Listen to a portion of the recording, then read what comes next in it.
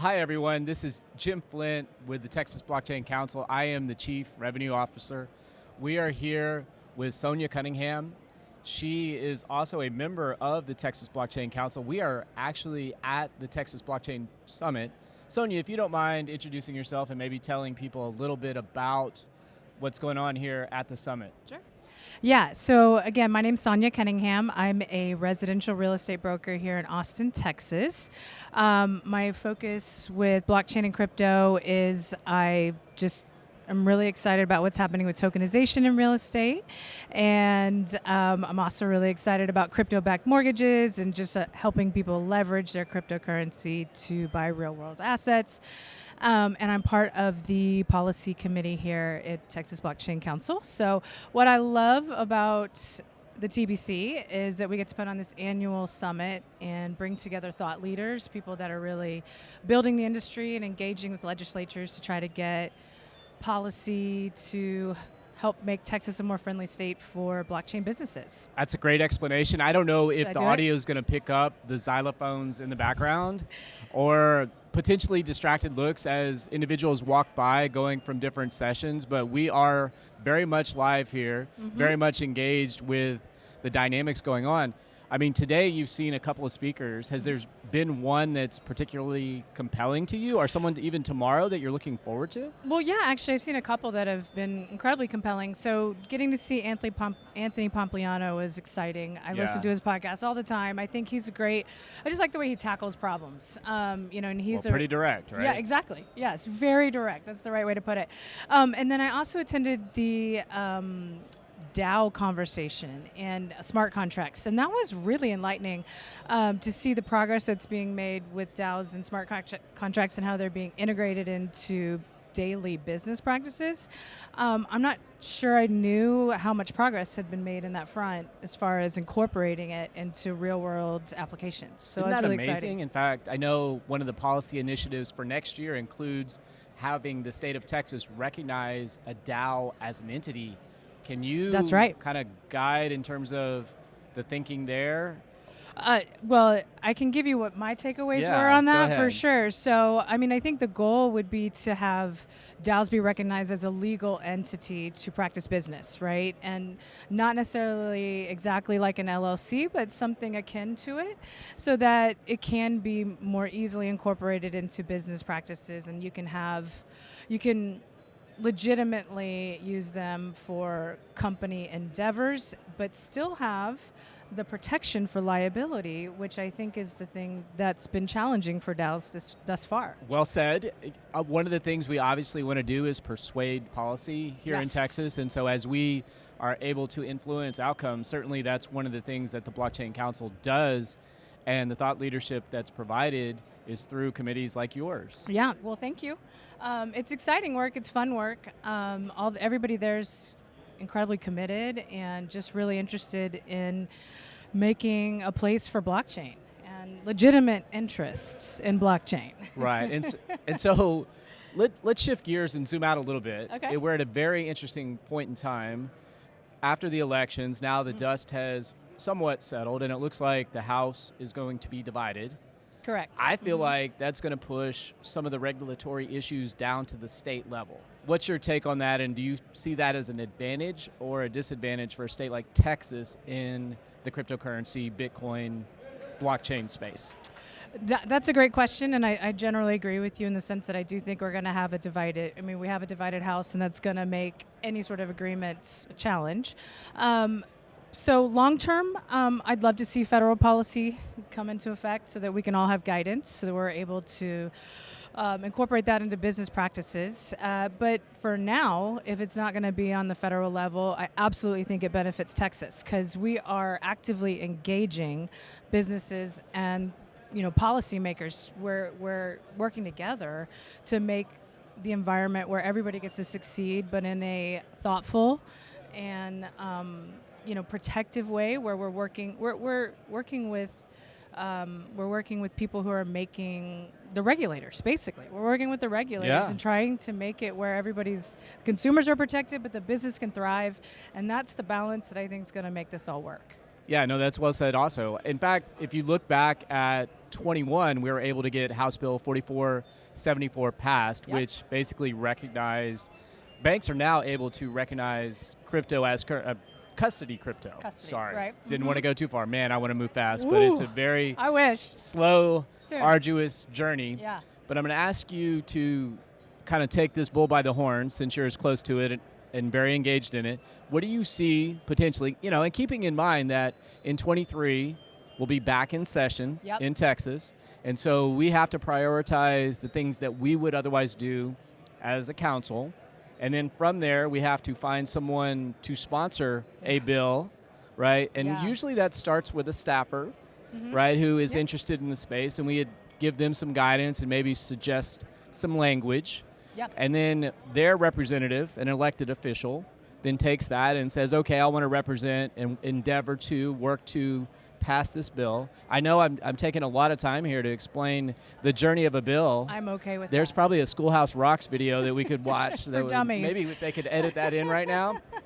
Maybe 30 seconds of that. No, I think that's helpful because Texas is unique in the way we run our legislature, so go ahead. Yeah, and well, here's the question. Boy, that was a lot to build to a question. I mean, are you thinking, what are the primary things that we're optimistic about for the 23 session? What seems to be the most obvious? Because here's the thing. Look, FTX just happened. I know. And we've got a divided House. Yeah, I know. Where to from here? That's the $1 million question, Jim. Thank you so much for that.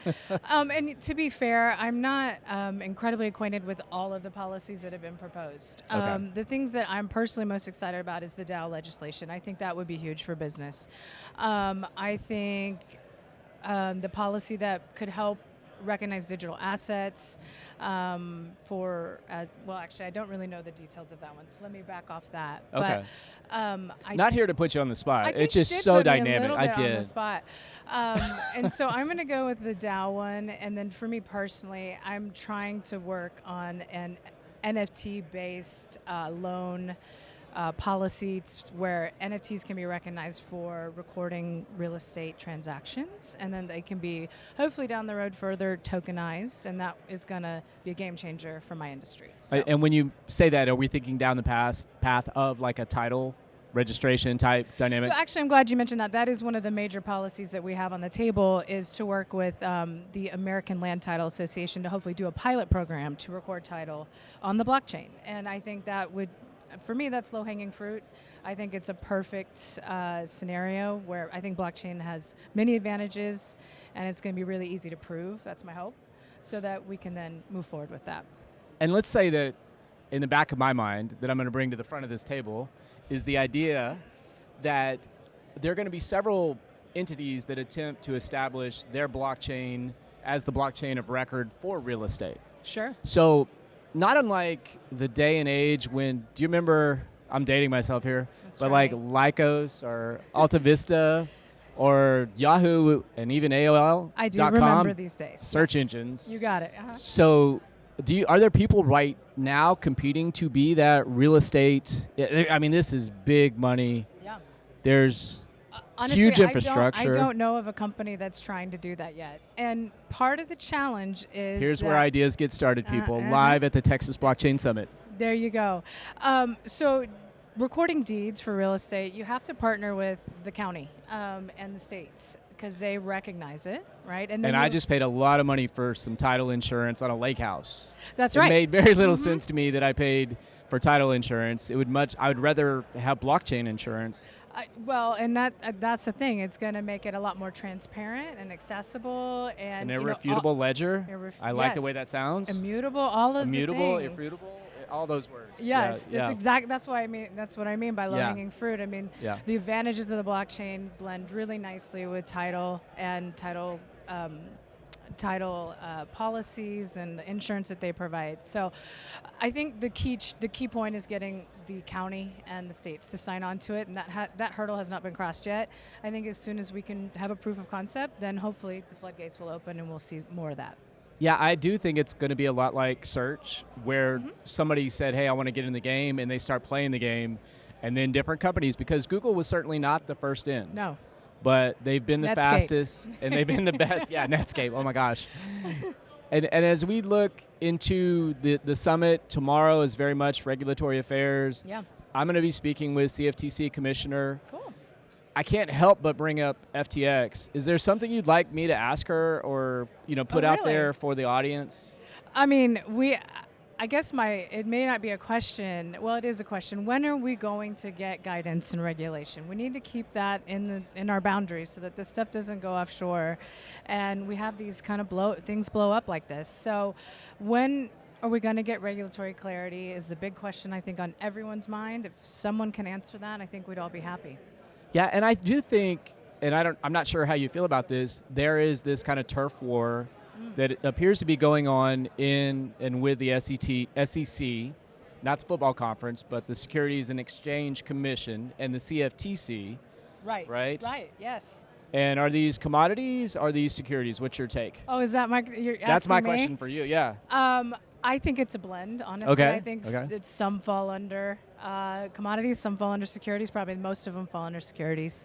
That's my opinion. Right. And I think the companies that are really making headway right now have already leaned into that and are just moving forward as if. And so I think I think that's where we're headed, and I'd be really surprised if not. But hey, I think we can work with anything as long as they let us know what that is. Yeah, and I will say my hot sports opinion. They're prosecuting influencers like Kim Kardashian. I know, yeah. And that was a $1.2 million return of funds and fine.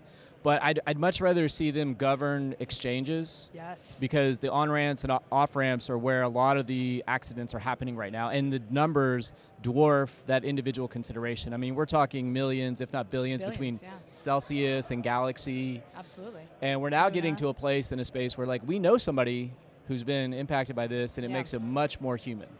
Yeah, that's true. That's true. I mean, it is becoming more personal because it is more pervasive. I think more and more people are using it. They're signing on to it and are wanting to participate. And so we need to have some layer of protection in some ways because we don't want these vigilantes out there just kind of doing whatever they want. There's been a long history of business people making those kinds of choices, like Theranos with Elizabeth Holmes or Adam Newman with WeWork, people overstepping their boundaries, but there's checks and balances in place. And so I think, legitimizing the industry is a benefit overall. So. Yeah, and that's very well said, and I think that kind of closes us out on this interview here live at the Texas Blockchain Summit. Sonya, thank you for joining us today. Unless you have any questions for me, we're going to call this a shot. All right, thank you. I'm Lee Bratcher, the president of the Texas Blockchain Council. Thank you to everyone who came out to this year's summit, helping us make it the best one yet. Now more than ever, we need professional industry associations like the TBC to help craft effective policy instead of the CEOs of centralized exchanges roaming the halls of various state capitals or in DC. Texas is quickly becoming the center of the universe for Bitcoin, blockchain, and digital assets. If you want to be part of the future that we are crafting here in Texas, join the TBC today.